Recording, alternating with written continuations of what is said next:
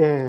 그리고 잠깐만 그 윤석열 대통령 이분의 인식과 관련해서 만약에 진짜로 김진표 전 의장의 회고록 그리고 누구죠? 박홍근 그때 당시에 원내대표죠. 원내대표의 메모 수첩의 말이 맞다면 이 사람은 윤석열 대통령은 KBS나 MBC, JTBC를 좌파 언론이라고 생각한다는 거잖아요. 그렇죠. 그게 가장 핵심인데 좌파 언론이 떠들어서 사람들을 유인했고 그 유인된 사람들로 인해서 이게 어떻게 사건이 일어났다면 어떤 음모일 수 있으니까 이거는 좀 이상민 행안부 장관의 경질은 안 된다. 그러니까 라는 거잖아요. 윤석열 월드에서의 이태원 참사라는 거는 이게 진실입니다.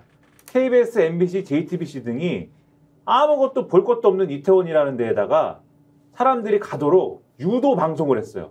유도 방송을 해서 사람들을 막 이태원 거리에 모았고 그 다음에 이렇게 사람들이 모이면은 이게 사고가 일어날 수 있는데 원래는 용산경찰서장이 될 수도 없는 지방의 무슨 한심한 어떤 경찰이 문재인 정권 때 좌파 정권 때 저는 뭐 저만 좌파지만 문재인 정권 때 아무튼 막 급승진을 해가지고 용산경찰서장이 된 겁니다. 임서장이. 네, 그리고서는 구례에 있던 사람이. 네, 이 용산경찰서장이 일부러 이 관리도 안 한 거예요. 인파 관리도 안 한 거고. 대통령 입장에서는. 네, 인파 관리도 그렇게 지금 이야기가 윤석열 월드에서의 이태원 참사. 계속 말씀드리는데 전제는 윤석열 월드에서 일어난 일입니다. 현실에서 일어난 일이 아니에요. 윤석열 월드에서 이런 일이 일어났어요. 그래서 용산경찰서장은 관리도 안 하고 그 다음에 어떤 종류의 누군지 모르겠는데 민주노총이라든가 이런 단체와 연결되어 있는 어떠한 자들이 아마도 거기서 어떤 모종의 행위를 해서 뭘 뿌렸든지 뭘 해서 어떤 사람들을 넘어뜨려가지고 이 사고가 일어나게 했습니다. 그래서 그런 일들을 이 좌파 방송, 좌파 경찰서장, 좌파 사고 뭉치들이 왜 했느냐? 왜 했습니까? 윤석열 정권에 정치적 타격을 입히기 위해서 했다. 이게 윤석열 월드에서 일어난 일입니다. 지금 또 나온 기사 중에 하나가 박홍근 원내대표가 그때 들었다고 그랬잖아요. 40분 동안 독대한 내용과 관련해가지고 그 얘기를 나중에 김진표 의장하고 박홍근 원내대표랑 이명박 때 경제관료한명하고 3명이 같이 밥을 먹으면서 그 얘기를 들었다는 한 명이 더 있어요. 그래서 그 한 명에 대해서 당신도 들었냐? 그때 뭐라고 말했냐? 이걸 물어봤더니 자기는 기억이 안 난다. 이렇게 대답을 했대요. 그렇지만 그 말이 사실인지 아닌지 확인하기 위해서는 그 점심 약속했던 장소, 식사했던 장소 알거든요. 그 장소 확인하고 박홍근하고 김진표가 어쨌든 나오는 말이 좀 일치하잖아요. 그러니까 그 새롭게 등장한 이명박 시대 때 그 관료가 말을 하든 안 하든 어쨌든 내용은 사실은 사실일 가능성이 매우 높아지는 거예요. 아니 그리고 박홍근의 메모 수첩이 있잖아요. 메모 수첩이 우리 다 아시지만 이렇게 적으면 세월에 따라서 이렇게 좀 바래거든.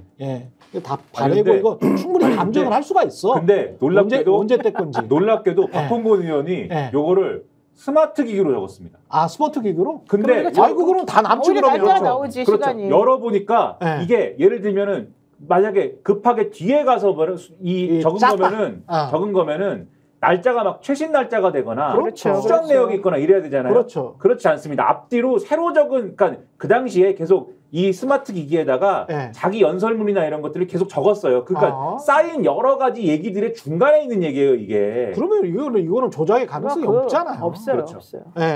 근데 이게 얼마나 심각하냐면 일반적인 사람들은 제가 모두에도 그런 말씀 드렸습니다. KBS, MBC에 대한 신뢰가 대통령 플러스 국회의원 한 절반의 신뢰보다 더 높을 수 있다니까요. 그런데 KBS, MBC의 일반 구성원들 그냥 시민들이잖아요. 그 사람들은 그냥 언론인들이고 한겨레도 마찬가지고 그냥 언론인들 직장인들이거든. 그 사람들을 좌파 언론 이렇게 규정하는 사람이 대한민국에 몇 명이나 될까요? 제가 보기에는 100만 명, 200만 명 되기도 힘들거든. 근데 5천만 명 중에서 한 1, 2% 끼케야 한 5% 되는 정도의 생각을 가지고 있는 사람이 대한민국 대통령이야. 이거는 정말 충격적인 거죠. 윤석열 대통령이 유튜브에 많이 의존한다는 얘기는 뭐 용산에 아는 사람이 있는 사람이나 혹은 뭐 흘러나온 얘기도 유튜브들이랑 관저에서 술을 먹었다 이런 얘기들은 많이 나왔었는데 사실 이제 이 인식을 적나라하게 정말로 이렇게 자기가 나라를 운영하는 동안에 벌어진 사건 사고에 있어서도 얼마나 많은 정확한 정보를 보고받겠습니까? 그렇죠. 실시간으로. 근데 그렇죠. 그런 거에 대한 의존하는 게 아니라 자기가 주관적으로 그리고 어떤 자기의 어떤 취향적으로 네. 듣고 싶은 얘기를 듣고 그 얘기를 누구한테 한 겁니까? 자기가 티타임 하는데 자기 뭐 휘하에 있는 직원들한테 한 것도 아니라 국회의장한테 그 얘기를 한다는 거죠. 필터링 없이. 그러니까 저는 이거 자체가 굉장한 국가적 위기다. 그러니까 충격이에요. 네. 진짜. 그러니까 이 내용의 발언이 네. 용산의 주장처럼 김진표 의장이 너무 놀란 나머지 뭐 좀 더 왜곡해서 얘기를 했거나 과장해서 얘기했을 수도 있지만 골격은 김진표 의장이 그 얘기를 듣고 놀랐다는 거잖아요. 근데 아니, 김진표 의장은 기재부 관료 출신이야. 세제실장까지 하고 숫자에 민감한 사람이고 그분이랑 몇 번 인터뷰를 해봤지만 굉장히 꼼꼼한 사람입니다. 그리고 김진표 의장이 무슨 강경 무슨 진보 좌파입니까?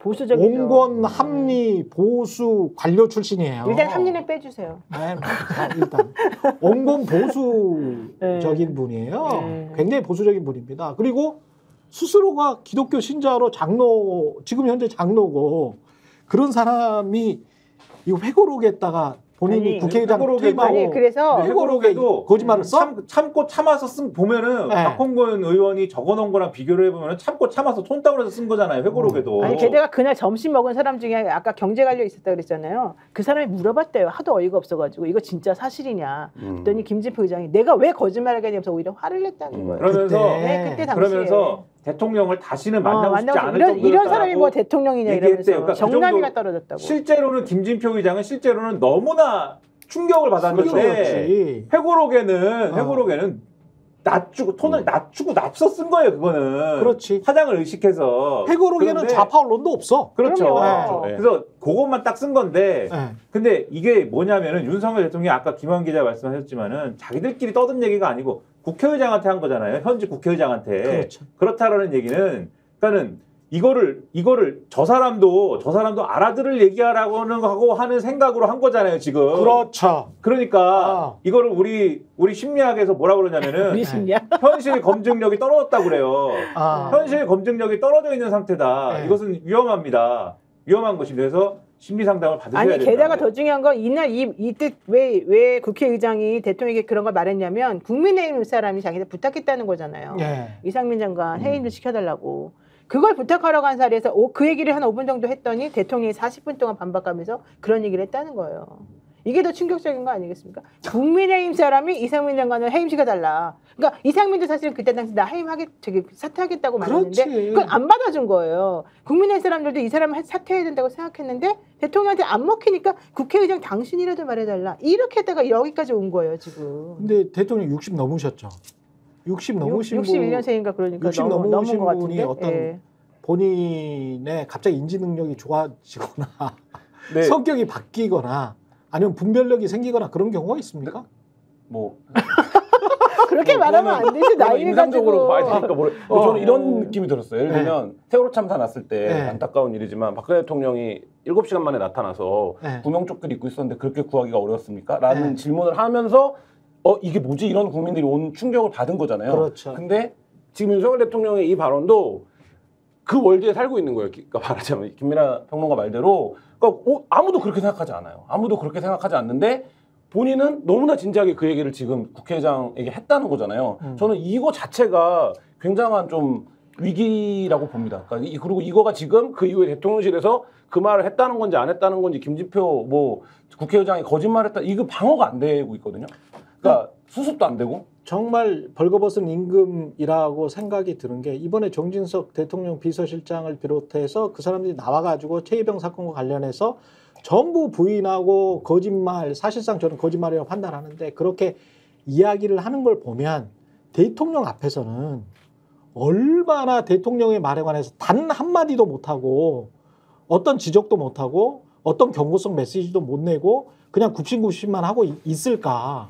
근데 그런 사람들에 의해서 돌아가고 있고 대통령은 자기가 옳다고 지금 생각하고 어떤 정책을 펴고 있고 어떤 말들을 하겠구나. 딱 한 분의 말씀만 듣고 나머지 사람들은 말을 하면 혼내니까요. 경로하고 혼내니까는 말이 안 통하죠. 딱 한 분만이 딱 한 분만이 윤석열 대통령에게 직언을 할 수가 있습니다. 사람 고쳐 못 씁니다. 사람 고쳐 못 쓰고요. 3년은 너무 길어요? 악몽입니다. 악몽이에요. 예. 이런 인식을 가지고 있는 분이 거의 확실해지고 있는 것 같은데 이게 맞다면 진짜 3년이면 진짜 충분히 한 나라를 말아먹을 시간입니다. 저는 그렇게 봅니다. 예. 큰일 났습니다. 예. 탄핵 청원은 서버 확장을 한 열흘 후에 한다니까요. 그동안에 꾸준히 한번 시간 되시는 분들은 꾸준히 한번 방문을 해주시고요. 그리고 그렇지가 않고 열흘 후에 편안하게 하겠다라고 하면 열흘 후에 방문을 하셔서 탄핵 청원을 하는 것도 나쁘지 않은 선택이다.